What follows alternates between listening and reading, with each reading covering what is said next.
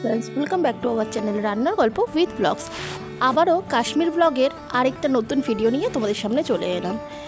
एइबारेर video Vaishno देवीर यात्रा। देखो एखाने आमरा सबाई एकसाथे चले एसेछि मंदिर जाওয়ার उद्देश्ये। এইভাবেই একসাথে 17 কিলোমিটার মন্দিরের উদ্দেশ্যে আমরা হেঁটে উঠবো, আবার 17 কিলোমিটার ব্যাক করবো হেঁটে। দেখা যাক, তোমরা আমাদের সাথে থাকো। আশা রাখছি মায়ের নাম নিতে আমরা অবশ্যই পৌঁছে যাব।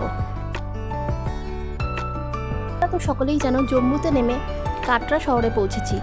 কাটরায় ঢুকে হোটেল নিয়ে রাতটুকু রেস্ট নিয়ে পরের দিনই সকাল সকাল উঠে রেডি হয়ে গেছি মন্দিরের উদ্দেশ্যে। সেই চূড়ায় মন্দির, এখানে ঠিক যেমন হাওয়া দিচ্ছে তেমনই রোদ। ওই মন্দিরে আমরা হেঁটে হেঁটে যাব।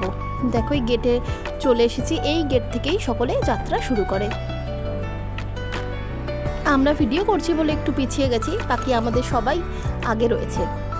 এখান থেকে চেক করে ভেতরে ঢোকানো হয়। ভেতরটা পুরো এইভাবে শেড দেওয়া থাকে। প্রচুর রোদ উঠেছে। আমরা এখন হাঁটতে শুরু করেছি সকলে মিলে একসাথে। আমাদের সাথে দুটো ছোট ছোট পুচকুও আছে। মায়ের নাম নিতে নিতে আমরা চলা শুরু করলাম। 17 কিলোমিটারের এই রাস্তা আমরা কিভাবে যাই, তোমরা আমাদের সাথে থাকো। কিছু দূর যেতে না যেতেই দেখলাম এখানে সকলে মিলে নাচ করছে। আর নাচ যেখানে সেখানে আমি কি করে থেমে থাকি, তাই আমিও একটু ওদের সাথে কোমর দুলিয়ে নিলাম। যাই হোক, এখানে বেশ মজা টজা করে আবার আমরা চলতে শুরু করলাম। দেখো আমরা মন্দিরের চূড়ায় উঠতে উঠতে অনেক দূর উঠে পড়েছি। দেখো পাহাড়ের ওই কোলে দেখা যাচ্ছে কাটরা শহরটা, ওইখান থেকেই আমরা রওনা হয়েছিলাম। এখন এত দূর উঠে পড়েছি। এই দেখো হঠাৎই পাহাড়ের মাঝামাঝি এসে দেখলাম যে খুব ঝড় বৃষ্টি শুরু হচ্ছে। নিচে যখন আমরা ছিলাম তখন এত রোদ ছিল যে বলার কথা নয়, আর উপরে আসতে না আসতেই এইভাবে হাওয়া দিতে শুরু করেছে, বৃষ্টিও পড়ছে। যাই হোক, সব কিছু এই অতিক্রম করেই আমরা মায়ের কাছে পৌঁছবো আজ। মন্দির যাওয়ার বেশিরভাগ রাস্তাটাই এরকম শেড দেওয়া, তাই খুব একটা ভিজে যাওয়ার সম্ভাবনা নেই বৃষ্টি হলেও। কিন্তু এত ঝড় হচ্ছে, উপরে এত ঠান্ডা, খুব শীত করছিল।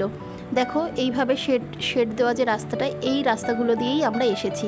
দেখো এই রাস্তাগুলো এইভাবে পাহাড়ের মধ্যে দিয়ে ঘুরে ঘুরে নিচে কাটরা শহর পর্যন্ত চলে গেছে। যাই হোক, মন্দির প্রাঙ্গণে আমরা চলে এসেছি, আর বেশি দূর নয়। এই মন্দির প্রাঙ্গণের এই পার্বতী ভবনে সবাই নিরামিষ ভোজন করে পুজোর পরে। এখান থেকে মন্দির আর একটু 1 কিলোমিটার মতো। আমরা সেই দুপুর 12টার সময় রওনা দিয়েছিলাম মন্দিরের উদ্দেশ্যে। 17 কিলোমিটার মন্দিরের চূড়ায় উঠতে উঠতে আমাদের প্রায় সন্ধ্যে 7টা সাড়ে 7টা বেজে গেছে। এই যে এই রাস্তাটা দেখছো, এটাই মন্দির। রামনবমীর জন্য মন্দিরটা এত সুন্দর করে সাজানো হয়েছে। মন্দিরের রাস্তাগুলো খুব সুন্দর করে সাজানো হয়েছে। আর একটু গেলেই মন্দিরে ঢুকবো। দেখো কি সুন্দর সাজিয়েছে।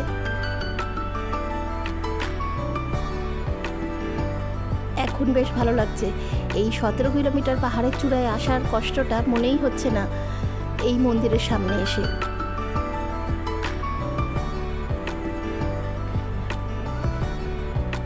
মন্দিরে ঢোকার এই রাস্তাটাই এরকমভাবে সাজানো রামনবমীর জন্য। মন্দিরের ভিতরে যেহেতু ক্যামেরা অ্যালাউ করে না, তাই আমি ভেতরের ফটো বা দেবী কোনো কিছুরই ফটো তুলতে পারিনি, শুধু বাইরে থেকেই তোমাদেরকে দেখালাম। আমিও তোমাদেরকে বলবো অবশ্যই একবার এখানে এসো, ঘুরে যাও, তোমাদেরও খুবই ভালো লাগবে। আজকে এই মন্দির থেকে আবার কাটরা শহরে ফিরে রেস্ট করে পরের দিন সকাল সকাল বেরোবো শ্রীনগরের উদ্দেশ্যে।